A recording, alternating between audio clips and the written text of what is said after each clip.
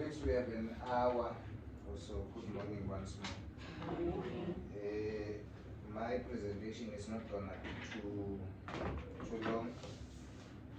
It's gonna be about 30 minutes or so, then I will allow you to comment, pose questions if you have some questions.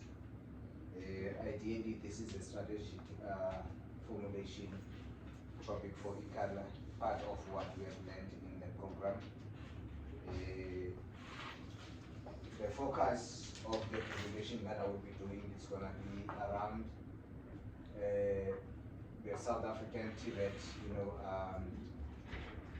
context, African context, the educational landscape, mega trends, international trends that influence the socio-political impact on Tibet colleges. So that is what we are going to be looking at. So once we understand those things, then we'll outline the dual approach of the vocational education and training, particularly in hospitality, with the understanding that we are in hospitality, campus. So our focus, I narrow it down to say, let's focus on hospitality. The rationale behind this whole process is going to be around the enhancement of the employability of our hospitality graduates. And by aligning also the education that we are doing with the industry needs, that will foster the effective learning and benefit the mutual relationship between the campus and the employers. So that is ideally the situation that we'll be looking at. So the first part that we are going to look at is the international trends that are informing the TVET, education. We'll start with the part that talks about the general view, how things are viewed in terms of, the international trends. Well, some academics have argued in the shift of, the global Tibet colleges to the basic education in the 90s. You know that we're coming from the basic education, and that was driven by, a perceived rate of return and the donor priorities. Where now we're focusing on the disparities of funding that, was given to, the Tibet sector. And furthermore to that, one would note that the increasing workforce mismatch and the demand for practical skills have sparked a renewed interest in the Tibet sector. By so doing, we understand that in what we do, we are not just giving students, the knowledge. There has to be a skill component that our students must be different from the university part. The digital skills is part of the needs that are needed to support the innovations and also adapting to the changing economies. Further, that underscore what we're supposed to be doing as the Tibet sector. So that is the ideal situation. But on the specific view now, one would look at the growing involvement of the Tibet institution in the skills development that reflects, the contemporary industry demands. The most important part is for us to understand how the Tibet sector, is aligned in our, space. And what is it that we stand for as the Tibet sector in terms of producing quality graduates that will be employable to our people. Further to that, UNESCO in 2021 indicated that the systems that integrates technology and practical skills and enhancing the employability in various sectors. So ideally, UNESCO confirms what we intend to do, to say, if we are doing that as a Tibet sector, that is the space that we're supposed to be in. And you look at what the industry needs, they always view or prefer our graduates over the university graduates based on what we produce. Additionally to that, the global trends also reshaping the Tibet teaching methods, emphasizing the issue of technology, integration, sustainability, and also adaptation to the demographic shifts.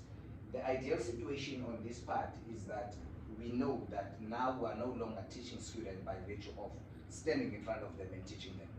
There is a link between, the systems that we use. In your case, you are tasked to teach students online. So that is the ideal situation, because we want to ensure that our students are able to integrate the issue of technology in their own learning style, and also you as lecturers, you are able to do that. The key influence will include the rise of the online learning. You are all doing that. So the idea is that we must move to that shift. No longer, calling students to come and be in your classes. The different contexts of the Tibet education, now we will look at the African context and also the South African context, because we're narrowing it down to what we're doing as the college, but we cannot just do that based on what we think as the college, but we started with what is happening internationally and now we're coming to Africa, then we'll go to, you know, the part of the South African context. But on the African continent, one would note that there is, you know, a continental strategy that indicates that all forms of training, whether formal, informal, or non-formal, as well as, you know, the skills acquisition of, you know, training, they emphasize on that one to say this is what we are supposed to be doing as, you know, TVET sectors. This also covers the employability, capability building, capacity building, and also the self, you know, employment, retaining adaptability, and also the ongoing learning, and the supply of the demand skills by the TVET sector. That is what we are looking for, because we are not just training for the sake of producing. We are producing for the market. So if we are failing to meet that part of the skills demand of the market, that means we are not doing anything. So we are supposed to align what we are doing with what is needed in the TVET sector. One would note what is happening with the QCTO programs that we are coming to produce. So the idea is that we produce for the market. If not the market, people must be able to create employment for themselves. So that is the idea that we're having. The African Union in 2018 emphasized that all member states view the TVET sector as, you know, the cross-cutting concept that encompasses the educational, the education from primary to, you know, higher levels. One would note we're having two components, your NCV and your report 191. So when you compare, NCV is more of, you know, secondary type of education, but in terms of NATED, we're focusing more on the higher level of education. But in terms of the South African context, one would note that the institution of TVET colleges are aiming to enhance, you know, access, which is part of what one needs to talk to, because it's ideally one of the key, you know, outcomes that we must perform, that we increase access to the post-school education by providing skills and knowledge that are required by the labor market. Further to that, Utele Branch indicated that the main goal of the South African TVET colleges is to meet the country's human resource needs, addressing the economic challenges and the social injustice from the apartheid. We understand where we come from. We understand how things have been. Now, some of the people were viewed as people that do not deserve to get into the space. So the idea is for us to have TVET colleges addressing that part of capacitating people in a way that they speak or they are part of the economy of South Africa. Further to that, the Human Resource Development Council in 2014 emphasized that the effective TVET system can help in tackling the issue of unemployment, the issue of inequalities, and also the issue of poverty. So that is the idea that they are having. So that is the stand of how the TVET College in South Africa is viewed. In terms of the socio-political atmosphere, with the impact, on the impact of, you know, TVET colleges in South Africa, we all know we're under GNU. No one has ever knew that ANC would be, you know, out of, you know, power, I would say. Now they have to consult in some of the instances. So the idea here is that the goal and the effectiveness of the TVET college is significantly influenced by the landscape. So hence the issue of the GNU. One would note, now we're talking about the introduction of QCTO programs. Why QCTO programs? That is what we're talking about, because we are looking at the socio-political atmosphere. Second to that, TVET colleges serve as a crucial mechanism for addressing a triple challenge. This triple challenge I've indicated before is the poverty part, inequality, and also the issue of unemployment. That we address these issues and ensure that funding that is given to TVET colleges talks to what we're supposed to be achieving. So that is the idea that we're having.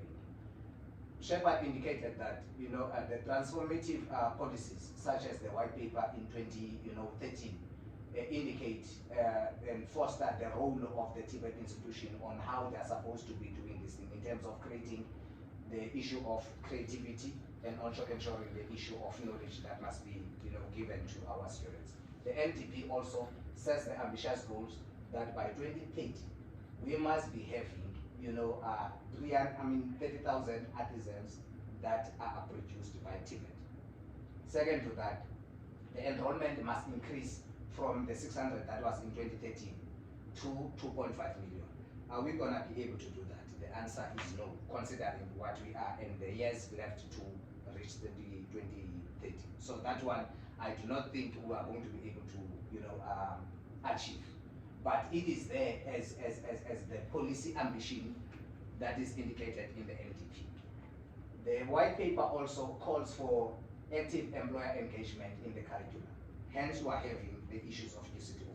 The QCTO programs, when you are about to apply, everyone knows the idea you must have an employer that is going to host your students. So that is the idea that we are having. So the industry experts will come and give us, these collaborative, approaches between us as the TVET colleges and themselves in terms of understanding what is it that they need, so that when we enroll or teach, we do as such. This idea, colleagues, is taken from what has been happening in other countries, like Germany. In Germany, what they normally do, they ensure that when they train, they don't train for the sake of training. They train for the market. The market will say, we need so many people in this part. So when they enroll students based on that requirement that is needed by the industry. The landscape again, now we're looking at the mega trends. On this part, let's start with the educational landscape. How do we view the TVET institution? The TVET institutions plays an important role in our education system as South Africa in addressing, the skills gap and also fostering the issue of economic development. Two systems in the TVET college exist, as I've indicated. One is NCV, secondly is NATED. But we are going to shift from that, we understand. Yes, of course, we are going to remain with the two for now, but we understand that there's a shift that says NCV might be moved to basic education. Because basic education is saying vocational training, which is our NCV, must be within them. We are only going to be focusing on skills and occupational programs. That is the idea that we are going to have. The NATED, for you to obtain NATED, we all know, colleagues, you must have, your 18 months in the classroom and then the 18 months in the workplace. That integrates now the issue of skill and knowledge. We are not just giving students, skills, knowledge, we are also giving skills and knowledge. NCV, on the other side, there is, an issue of theory and practical. We all know you have ISET. When you train students, all your assessment, when you are doing them, there will always be a component of the practical part. So that is the idea that we're having. That is our educational landscape. But on the mega trends part, that influence, the TVET education, one would note that there are a lot of changes that are happening in the sector. One of those will include the issue of digitalization. You are teaching students your Cisco in NC. Why Cisco? It's because of this idea of digitalizing everything that you are doing. You are teaching students using, your online platforms, because we are training students on that part. The issue of the fourth industrial revolution is also on the part of the mega trends that we are having. The climate changes, if you are talking about your engineering side, because now there are programs that talks to solar in terms of how we do certain things. So those ideas are on the part of saying we are no longer using the traditional way of electricity. Now we are going to talk about the green energy that we are supposed to be producing. So we're training students on that part. The migration and the globalization will talk to that our students that we produce must be able to be, accommodated elsewhere. We are not producing for South Africa. If one goes to China, we have students that went to China. And the idea for us to have that is to say what we are producing as the college, we are not producing for South Africa, but we are producing for the entire global landscape. The environment sustainability also emphasizes on the need for training in the green industry. This is what I'm talking about, and the renewable energy. So we're training people to say we're no longer going to use what we know. And additional to that, if you talk of migration and globalization, we're talking about the demand for specific skills, promoting the TVET to prepare students in the global landscape. So that is the idea that we're having. Further colleagues to that, now we're going to look at our campus. What is it that we're doing as the campus? Now we're going to look at our campus environment. Ikala TVET College plays a huge role in terms of preparing our students for the workforce and promoting the economic growth in the Eastern Cape through the technical vocational education and training programs. We know we are doing that. Our focus is on the practical job readiness skills with the various offerings. That includes QCTO. We are just accredited for QCTO. And the idea beyond that is for us to say our students are ready and they have that practical component that we're supposed to be teaching them. The other part is that we are serving, students that are over, 8,500. I think we're about 9,000 plus students that we're serving as TVET, as ICALA. Those students are composed of both district, Chris Hani, and also, Joe Kabi. In terms of linking now, what we said above, in all the slides that I have highlighted, now we're going to link our strategy to what we've said. But I can't do that if we don't know the vision and the mission of the college. So the vision of the college is to be a leading provider in a lifelong quality, high technical vocational education. The mission focuses on delivering responsive quality programs through effective governance and management.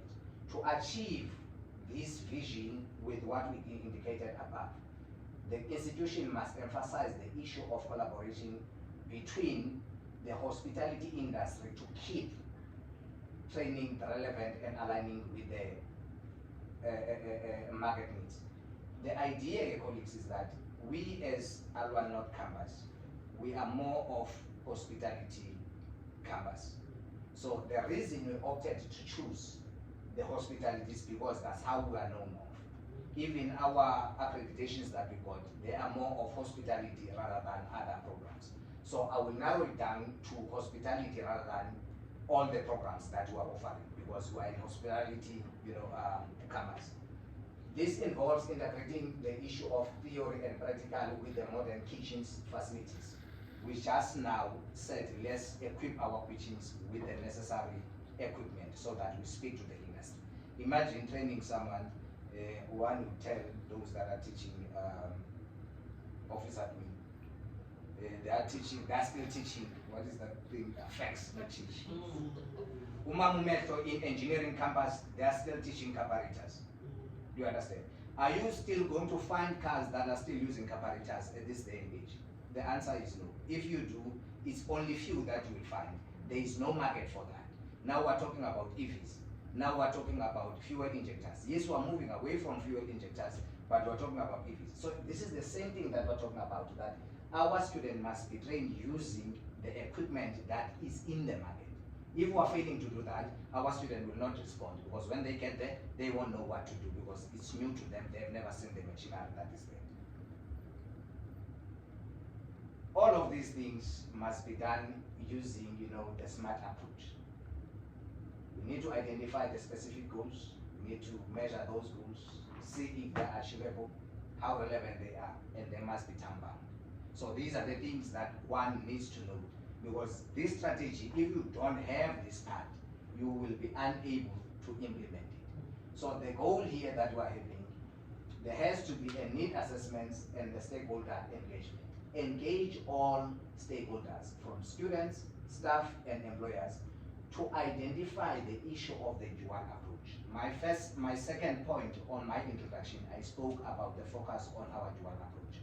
So for you to understand the issue of dual approach, you need to have all these stakeholders being part of the process so that you understand. I once asked colleagues to go and talk to employers to see if they can come and assist. We are in the process of having MOUs with the industries so that whatever that we offer is something that talks to what we're supposed to be doing. Further to that is the issue of the measurable part. Develop a clear measurable outcomes. We must aim 100% of placement of our students. We're not talking about, currently we're not doing that, colleagues. Hence the issue of QCITO. How many students that have completed your HR and public management that have not been placed? We are not responding to that. But if we are going to do CTO, we are saying we are planning to have, 100%. We are saying in that the idea that we are going to have, let's have students that will fit in the industry. Go to the industry and say, colleagues, how many students can you take from our hospitality, students? If they say 10, take 10, because we are aiming 100%. Those students must all be placed in the industry. In terms of the achievable part, design and adaptable curriculum, in this part, the curriculum that we are having must combine both theory and practical, because we are talking about the dual approach. You don't just teach students for the sake of teaching students. You will only do this thing by make sure that all the campus facilities speaks to what is supposed to happen. Hence now we are equipping our kitchens to speak to what we are looking to achieve. The relevance, implement, structured timelines. After all of these modules that will be teaching your students must participate in the practical training map. So that is the idea. You don't just teach for the sake of teaching. Once you are done with a particular module, take those students to the kitchen so that they can practice. In that way, when they go to the industry, they understand what they are supposed to be doing. In terms of the time bound, you must be able to evaluate and monitor the progress. This is where we are lacking colleagues. One would know that some of our students will go and do their in-service training elsewhere. When they come back and apply for their diplomas, we only say, no, this is incorrect. You are not supposed to be doing 1, 2, 3. You are supposed to do 3 and 4. If we are monitoring, we are going to be able to say our students are in the right place. And we are not saying this part should be the part of placement and partnership and engages. Our lecturers should be the ones that are going to monitor these students because they understand the curriculum better than those that are in the offices. So that is the idea. So this is the smart approach that we are going to apply. In terms of the action plan, what is it that we are supposed to do? Now that we understand in terms of the smart approach, what we are supposed to plan on. One, we need to establish the employer-campus collaborations. There has to be, collaboration between ourselves and the industries. The hospitality industry are going to assist us to measure and set the standard that our students must perform in. We cannot just say, you are just taking our students and you do not take part on what is supposed to be taught. So they must be part of whatever that was supposed to be doing. Second to that is the interpretation of theory and practice. Design a curriculum that will measure both theory and practical so that our students are ready for the workplace. That is what the dual approach talks about. Establish a clear roles and responsibilities. Ensure that lecturers and employers are responsible for organizing and administering the issue of work-based exposure of our students. Hence, I was saying we cannot rely on those guys at the admin center to run our programs. It's us that are supposed to be doing that, for us to ensure that our students are able to get the knowledge that they're supposed to be getting. The guys in the offices do not understand what is supposed to happen. Provide adequate resources. We can talk all of these things, but if there are no resources to do these things, it's going to be impossible for us. These resources range from the infrastructure in terms of the kitchen equipment that we're talking about, to support the dual learning, and also the collaborations that we're talking about in terms of having these industries being part of whatever that we're supposed to be doing. Communicate and the demand effectively. Inform lecturers and the potential students, employers about the demand for the specific vocational trainings. Currently, we are just accredited for what? For chef and cook. Is our community aware that we're offering chef and cook, and what is it that chef and cook is going to provide them with? So these are the ideas that we must do. So marketing of our programs is going to be much important. We cannot do that if we don't go to these industries and say, look guys, this is what we're offering. Are you gonna, this is the structure of our curriculum. Is it gonna talk to what you are looking for? Then if that's the case, our students will easily be employed, or will be easily, can easily create employment for themselves. We can talk all of these things, but if we don't have the business, model canvas, it's gonna be a problem. On this part, we need to identify the key partners, key activities, the value proportions, and also relationship together with the customers that we're going to talk about. Resources, channels, cost structure, and also the revenue segments. So once we understand these things, then we can simply tell that we are going to do the right thing. One, what are the key partners of this strategic planning? It would be the campus itself. Secondly, partnership and linkages. We are going to do them because we do not have an expertise in terms of how the MOUs should be structured. So they must be on board to assist us. The hospitality industries in the area, we have already started with that. Go and talk to all the DNBs that are around, so that they can come and assist. Hospitality lecturers, Ms. Nandi, they must be part of this. These are the key, role players in the process. So they must be there to assist us. What is it that they are supposed to be doing? And then the hospitality, students as the main, people that will benefit on these things. The key activities, we must identify and the segment of stakeholders. Who are those people that are supposed to be part of these things? We already said the hospitality industry in the area, but who in the hospitality industry in the area? Are we just talking about the B&Bs? What about your shops around? Because if you are talking to Cook is gonna fit in Pick n Pay. It's gonna fit in other. So these are the things that we need to look into to say those people must be part, not just a particular segment, but all of them must be part of it because we understand our curriculum, how it looks like. Analyze the needs and the expectation. We must know what is it that they need. We cannot just implement for the sake of implementing because we're getting money from government. We must know what is it that you are doing. Develop a tailored engagement strategies. You don't go there and say, I'm setting up the MOU with you and then it ends there. What is it that you are going to do in the process to ensure this thing happens more often? Foster a two-way communication. The communication should not be us as the college because we are in need of their support, but we must try to go to them and say, if you need something, come to us and say, train our people on this thing, because there are already people that are working in those, areas. Those people must be trained. If we are offering trainings, they must come on board and say, train our people. Which is what is happening in Germany, because if you talk of Mercedes-Benz in Germany, they don't just, train. Industries go to different colleges, talk to them and say, we are having these people, can you train them on this thing? So this is what we're aiming to do. Measure and evaluate these collaborations. Because you can have all these things, but if you are not measuring how effective it is, it's not going to serve any purpose. You are not going to find strategies to improve if you are not measuring. You are just saying, I'm having an MOU, that's it. But you must find a way of saying, are we getting what we are looking for? Both myself as a college and also, the industry. So if we're able to do that, we are going to, have, a proper way of implementing this strategy. The value proposition, we must involve the issue of industries. They must be part of what we're supposed to be doing. We must produce, hospitality graduates that are well equipped with skills that are needed in the industry. That is what we're looking to do. The relationship, what is it that we're supposed to be doing?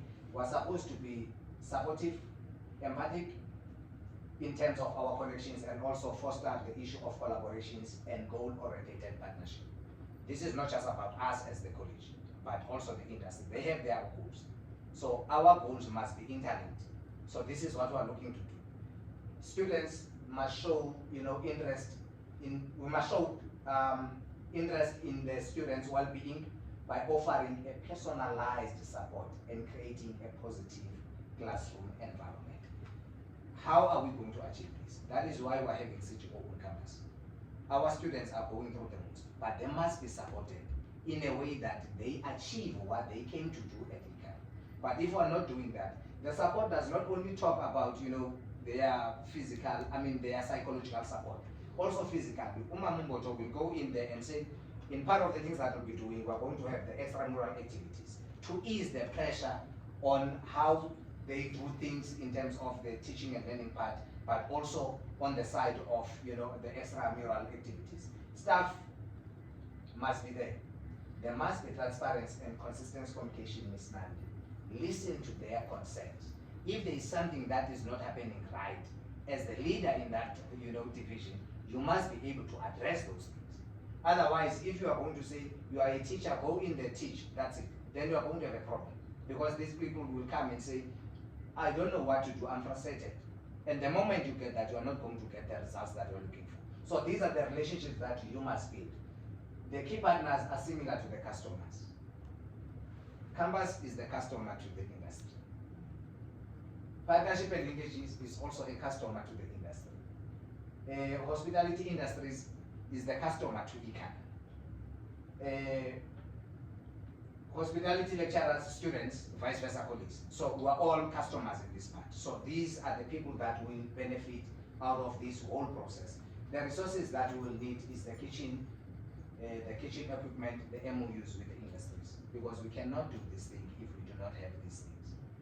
In terms of the channels, we must have these one-on-one meetings with the industries or between yourselves as management with the lecturers or lecturers with the students. Though these one-on-one meetings will ensure that we are having an understanding of what is expected of each and every one of us.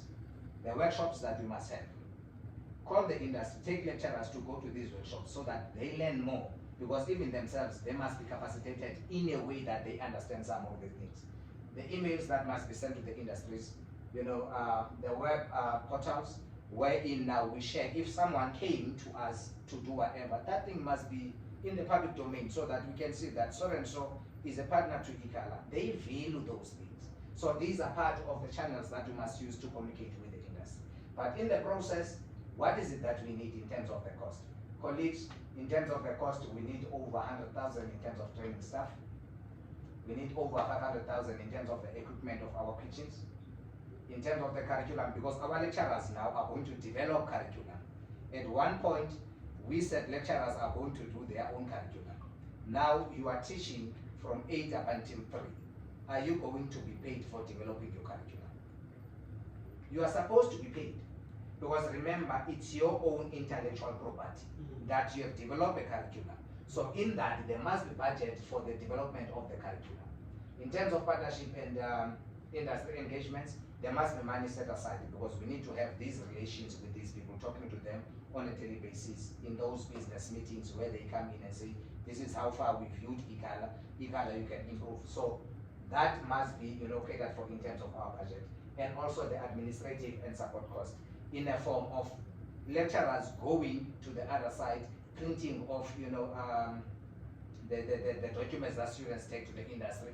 Those things must be there, must be covered in terms of the administrative cost. In terms of the revenue segments, we know that the college receives subsidy from government and the grants. We also have industries contributing. If we are tapping to that space, the people that are around, because we are doing business with them, it's going to be easy for them to say, I am donating this to ICALA. So these are the things that we want to have. The campus must be able to generate its own income. Hence the introduction of the BNB that we want to invent at our North campus. To say our students must work on that thing and then we are able to generate income for the campus. In my conclusion, colleagues, the TVET education is essential for creating skills pipeline that can enhance the national economies and reduce the reliance on imported skills. We are complaining that we are having people, our recruitment and selection processes indicates that for skills that you can get anywhere else, employ South African citizens. But we see even in the public domain that we have people that are occupying positions that are not short skills or scarce skills in a way. Those people are not supposed to be occupying those skills. Those positions. Our people should be the ones that are occupying those. So if we're able to produce those people must go and occupy those skills. This literature review highlighted the innovation aspects of the TVET programs. Hence, I indicated the issue of the dual approach. I also indicated the issue of QCTO because we're trying to be innovative now in our own doing. While our institution fosters creativity and innovation, its impact is limited without an adequate infrastructure support. We know we're limited, colleagues. We're talking about 12 students that we want to admit in these new programs. Is that enough? The answer is no. The reason we're taking 12 is because of the limited infrastructure that we're having. With the use of the dual approach combined with the classroom learning and the practical experience, our institution can help our students to develop industry relevant skills, to improve their employability and creating a more skilled workforce for the employers. So that is the end of the presentation, colleagues. Thank you very much. I think I took 30 minutes. So I will wait for you to...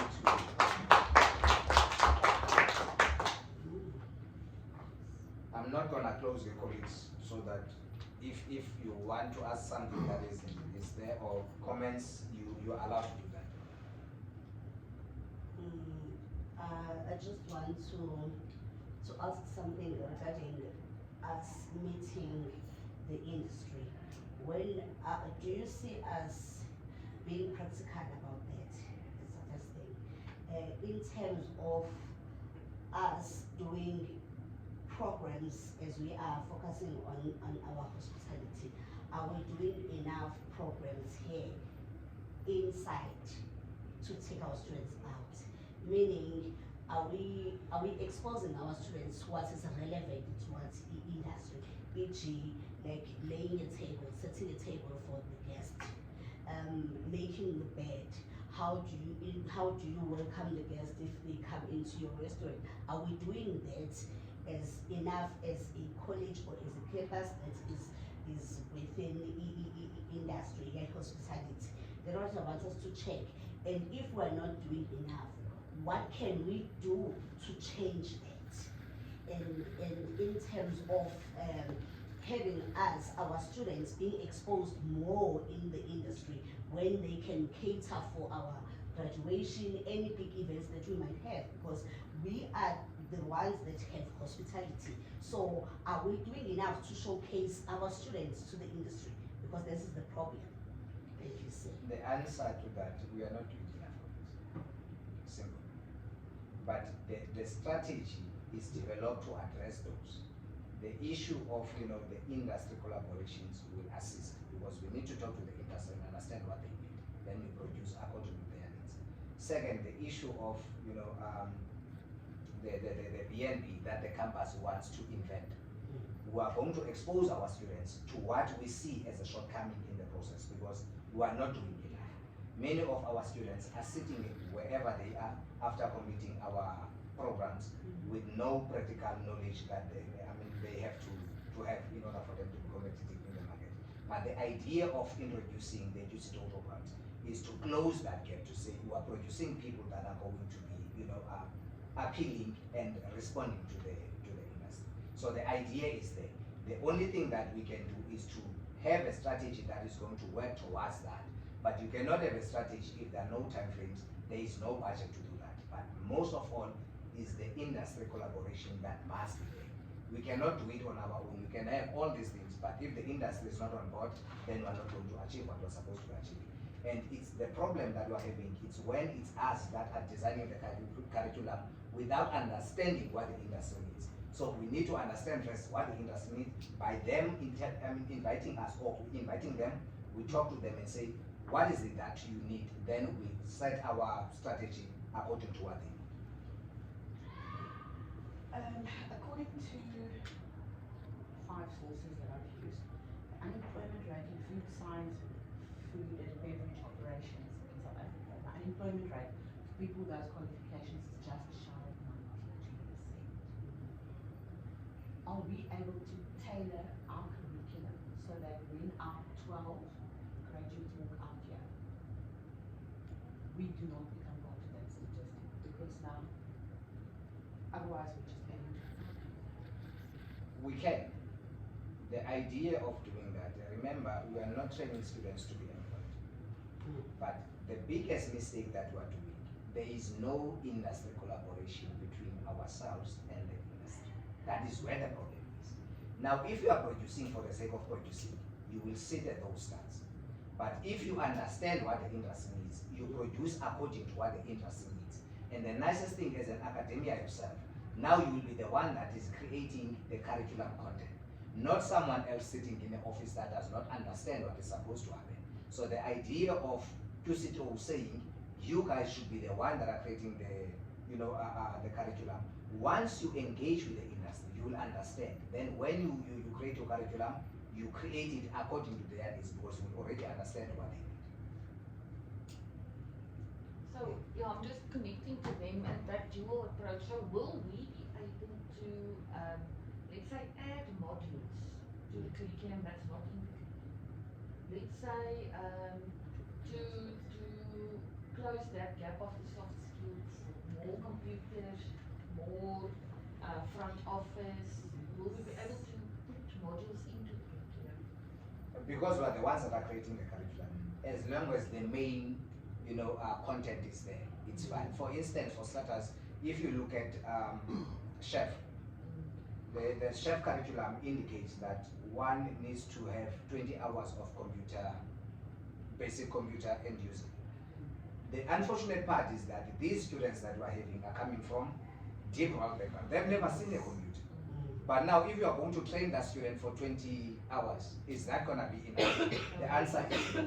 But by virtue of you being the one that is going to be given that platform a leverage to create the curriculum, you can simply say, let me train these guys for 6 months instead of the 20 hours that is there, so that they are able to, we are given that. Now we're not limited to say we are unable to do that, because we are the ones that understand and analyze the situation that we're in. So once you understand the situation, it's going to be much more easier for you to say, this is what I'm supposed to do.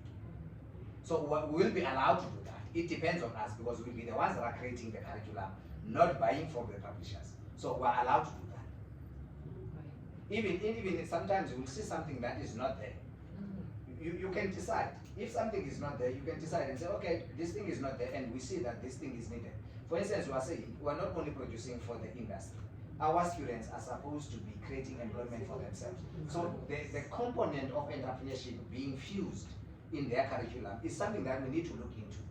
For instance, we've already started with the engineering guys. If you look at our native engineering, they do not have a computer. They go there and do whatever that they have to do that talks to cars. But when they go to the industry, all these things are done through a computer. So our students are supposed, so you are producing students that are not well equipped.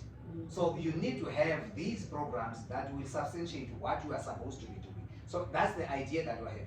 But the nicest thing is that we're allowed, because we'll be the ones that are creating the curriculum, as long as it's going to be within the parameters of whatever that is there as the course. No, talk out. For me, you've already mentioned the challenges that we are facing in terms of creating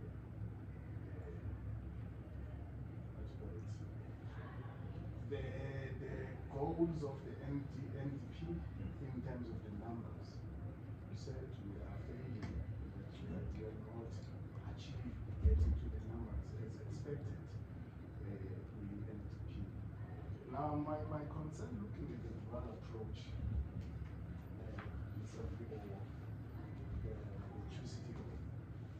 we are further reducing the numbers, because if you are going to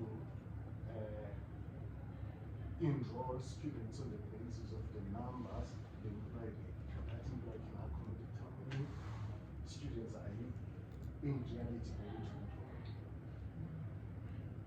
So that is my concern. Now, take that into account, the number of students that the universities can absorb.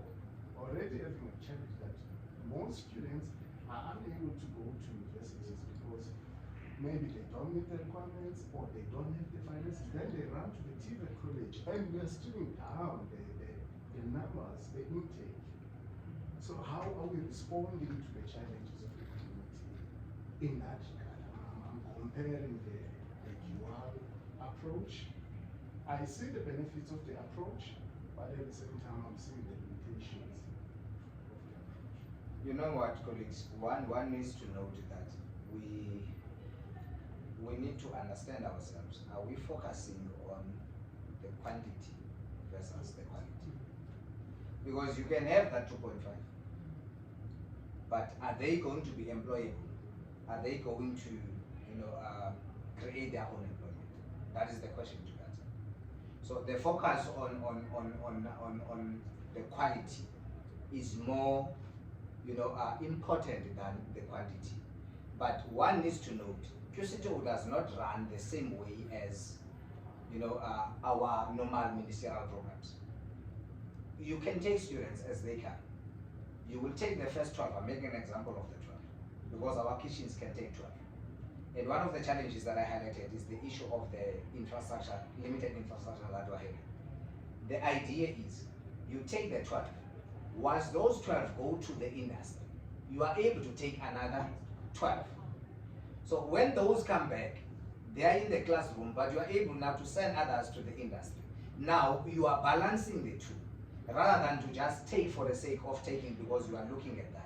Even universities themselves, if you look at the NDP 2013 goals, It says university must have enrolled 1.5 by 2030.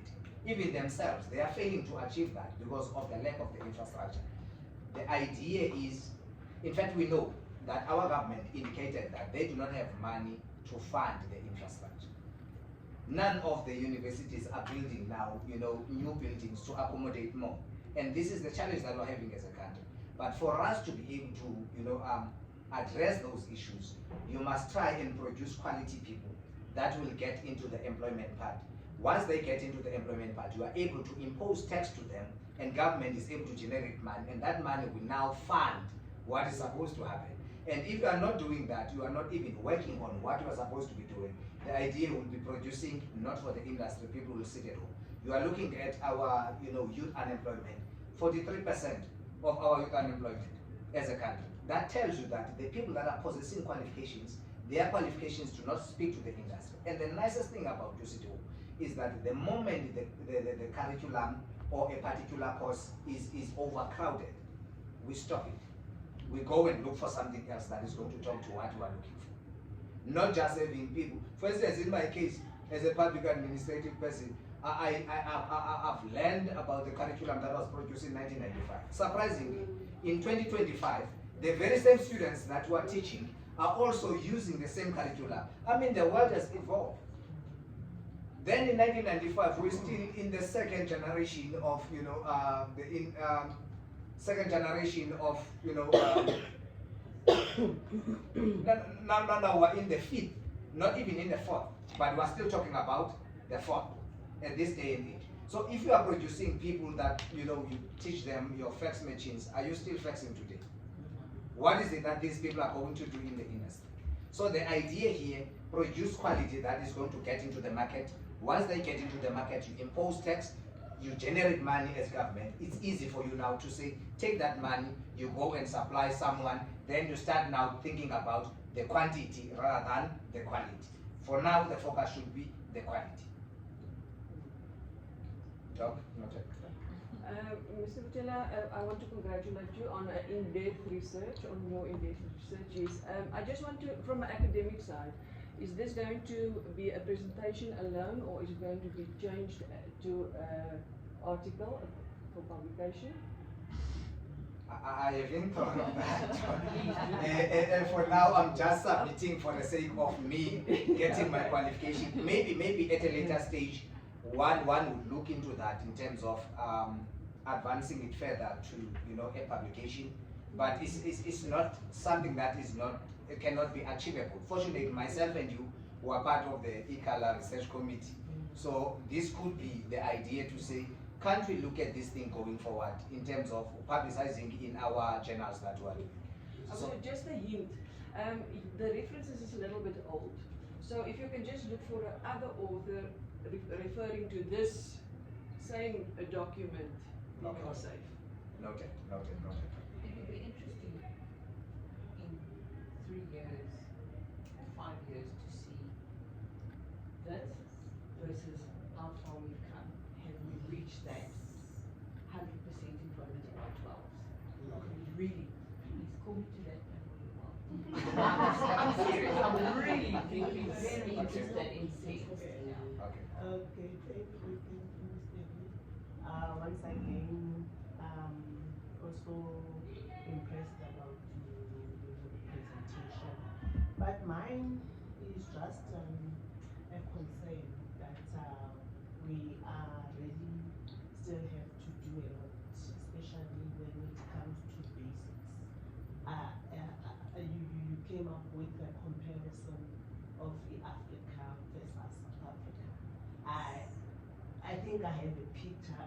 There are many people that have interacted with them from Africa, and we normally see our brothers and sisters from Africa when they come to South Africa trying to portray their skills, and we know very well why they have those unique skills and that and different gifts that they have.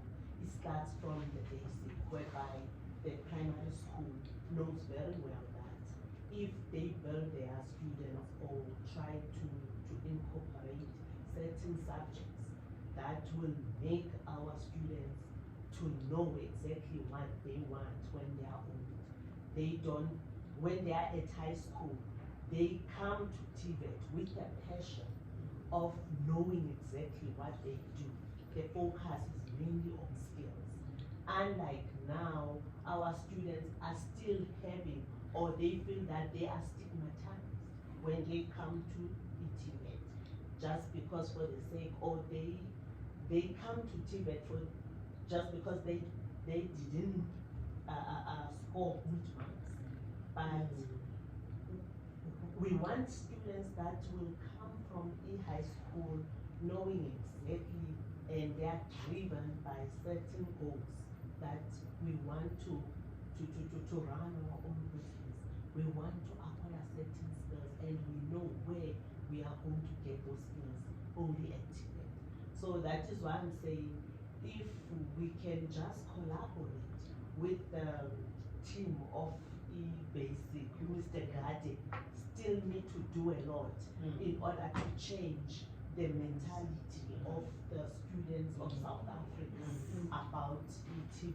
Because now there is no way that our students can just flock all to the universities, because they are also having a high percentage rate of unemployment. How many graduates that are sitting there? How many doctors? We can name them. There's no work. But if TVET can just say, we are here, we will give you skills, but you will see difference from the high school students from high school that will just come to TVET for the sake of empowering themselves with skills. The nicest thing, ma'am, is the linkage that the two departments, basic education and higher education and training, are trying to do. Because I indicated in the presentation that NCV, in no time, is going to be taken to, basic education. So that vocational aspect is going to be taught in high schools. That will create this good narrative of how one views TVET. Otherwise, if it's going to be us, you know where we come from. When you are not doing good in your lower grades, we say, okay, let's wait until 16, 17, and then this one must go to the TVET for skills. So that is the narrative that our community still, holds to date. So it's something that we need to work into. But I like the fact that the two departments are engaging in terms of taking out NCV to basic, so that the aspect of vocational education is offered there. Then those students that will enroll in that vocational education will then come direct to the TVET to say there will be a feeder. For instance, when you look at our engineering side, our technical high schools were a feeder of our engineering component. However, in the process, because South Africa is something else, I'm not sure, I'm not a strategist in this case, because I'm not in the decision-making, body, where I would say some of the things, the moment something is not working, what we do in South Africa, we just phase it out, take something that is going to work. Most of our students are enrolling to Maths Lead instead of, pure Maths. Second to that, when they saw that students are not performing, during our time, we knew that you need to pass Maths with 40%. That is the least you could get, and when you get that 40%, we say you got standard grade. But now students are passing Maths Lead with 30%. Now, to me as an employer, it tells me that you don't know 70% of your curriculum. How am I going to employ you? So there are certain things still that are not, assisting in terms of how the strategies are working in terms of implementing these things. So one needs to note that maybe the idea of moving NCV to, basic is going to assist in terms of changing the narrative about the TVET. Just a suggestion. When you create these relationships between the college and the industry, I'd advise, especially in this hospitality industry, please consider the cruise lines, the airlines. They can also cook as much as you mentioned, the pick and pays, as well as the airlines. They could go there. The cruise lines they could also go there. So there's diverse when it comes to the The hospital. only problem is when you need to, as a facilitator or educator, go and actually check on the students and check whether the partnership with that company. No, I don't think that would be a problem, colleagues. We spoke about the fourth industrial revolution. Everything can be done virtually. You understand? And these guys are having these networks and those, crews and whatnot. So it's fine. We can do that. But that is the idea that we're having to say, let's invite partnership and linkages. Because Uvutela Sibet in Alba knows nothing that is happening in East London. So someone has to be, in East London. Partnership and linkages must come and assist in terms of going there and finding out what is happening. There are a lot of, programs that we can offer except the hospitality part, but the focus was on the hospitality part. But there are a lot of them that you can talk about if you are looking at the coastal, market that is there. But we are all concerned about producing what we are for the market. This is where our problem is. If we can change the narrative of saying, you are there as a teacher, but we no longer need teachers. Train people as, facilitators. These people will go and assist. So that is the idea that we're having. But I like the idea of saying, when we said hospitality industry, we never limited it to, hotels and whatnot. But we're saying those that can have, a broader idea.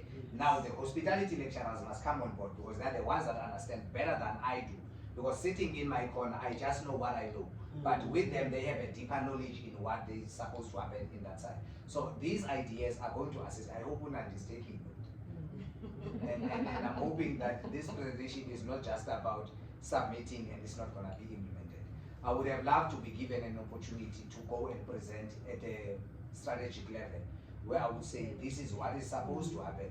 But next year we're going to get that chance and see how it goes. But the idea that we're having, it must start with us.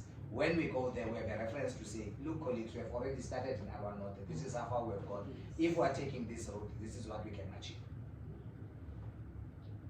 And just to add, I think the presentations like this can be exposed to our level 4 students, and so that you can hear their views, so that you can hear their frustrations, and by listening from you, maybe it can give them a picture of why the skills, why hospitality is very important.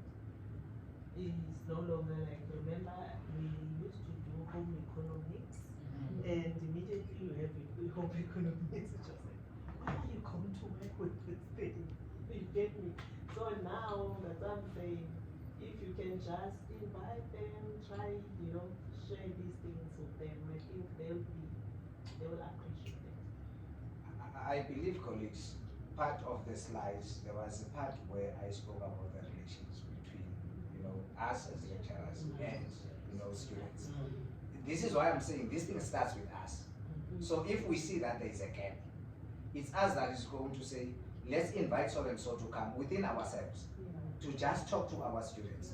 Even the people from the industry, you invite someone from whatever, space outside, call that person to come. We're supposed to be doing that. The web-based exposure does not just talk about taking students to the industry. You can invite them to come and share their views so that they motivate our students. But we are not proactive enough. We only do that when they are about to leave. What is that last event we do? The farewell. Fortunately enough, there is no longer a farewell now. So we are supposed to be doing this thing more often so that our student gets motivated. Some of us seated here, if I can ask Nandi, did you know that you are going to do hospitality when you went to, CUT? You never knew at times. I'm not saying you never knew, but you never knew. When you got there, someone said to you, no, this is the course that is open. Go and apply there. Do you understand? So people, you only realize when it's working for you. But unfortunately, there are people that are there that are not in a space where it's supposed to be. So the idea is that we need to create this engagement with our students, move with what is supposed to happen, then it's going to create and motivate them to do more. This thing of, students not coming to work, to class and whatnot, it will end the day they understand the importance of what they are doing and the opportunities that lies ahead. That is what we're supposed to be doing. We can't wait for other people to come. It's us. Colleagues, it's just 2 minutes and then we close. Yeah, just to add on what Ms. April was saying, can we please, this should be a beginning of trying to transform from where we were to where we want to see us in 3 years' time on the article, interviewing everything. Like my colleagues have suggested, you changing a few things there, the authors, and get the latest. Also, I wanted to say, Mr. Vutela, it's possible to happen that we can collaborate with other stakeholders. Where I come from, they come in to take students from high school who have done economics and take them to work in a harbor. They go with the harbor, they go for about 6 months. Every year they take in students. So if they can do that in high schools, how about us with the student with the skill? You see, we are more advantaged areas in terms of that. So it's all matter of us sitting like this, gather our thoughts, and then we come up with something good. So we really need to build those relations outside the environment where we are and look at the broader way of the hospitalities, because thinking about those kids, some of them, they are saying we are cooking for the fishermen, we are doing this for the administrators, we are making bed, we are cleaning, you see. So they have no experience, but they just get to be taught there. Imagine us, our student with the experience, starting by learning to make the bed upstairs. Thank you. Yes, Mama. Thank you, Jackie. Thank you for the presentation. It's very informative. It's going to assist us on forward. I'm not sure if I'm going to take us back. So I'm going to mostly I should reserve my questions for the next Another proposition that I have, I'm thinking about the ideas. I'm thinking about post curriculum, meaning after our students have completed their hospitality, because we are dealing with the problem of unemployment. They may not possibly all the time be employed. They may have space because the market is saying to us, this is the number that you want. I'm looking at how possible that we develop other relationships with other departments such as your youth league, so that these people are funded, so that when they leave the institution, they start their own business immediately. They are not going to necessarily have to go to the employers. They become employers. They become employers. Then ultimately it creates more space for other people to come and to go through the process. I think that's something that I wanted to highlight. Maybe something that you have already highlighted is just. The nicest thing, colleagues, is it starts with us. The idea is there. How we go about it's up to us. So these ideas are going to assist us moving forward as long as we're vision of what we want to achieve. So with those words, colleagues, thank you very much for your time. Doc, you can pause.